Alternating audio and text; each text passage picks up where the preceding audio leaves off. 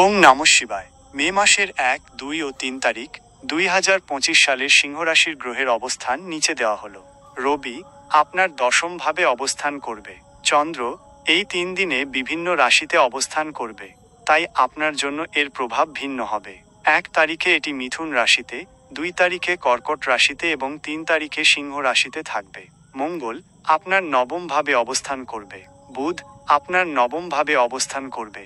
বৃহস্পতি আপনার একাদশ ভাবে অবস্থান করবে।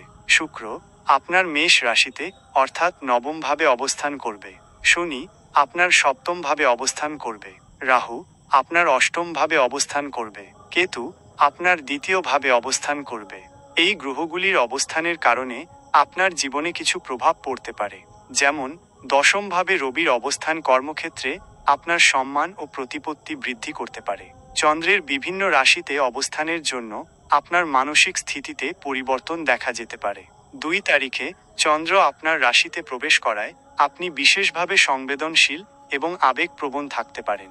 মঙ্গল এবং শুক্রের নবমভাবে অবস্থান ভাগ্য এবং আধ্যাত্মিকতার দিকে মনোযোগ আকর্ষণ করতে পারে। বুধের নবমভাবে অবস্থান জ্ঞান চর্চা এবং যোগাযোগের ক্ষেত্রে আগ্রহ বাড়াতে পারে। বৃহস্পতি একাদশভাবে থাকায় আর্থিক লাভের সম্ভাবনা রয়েছে এবং বন্ধুদের সঙ্গে সম্পর্ক ভালো থাকবে। শনির সপ্তমভাবে অবস্থান দাম্পত্য জীবনে কিছু দায়িত্ব এবং মনোযোগের দাবি করতে পারে।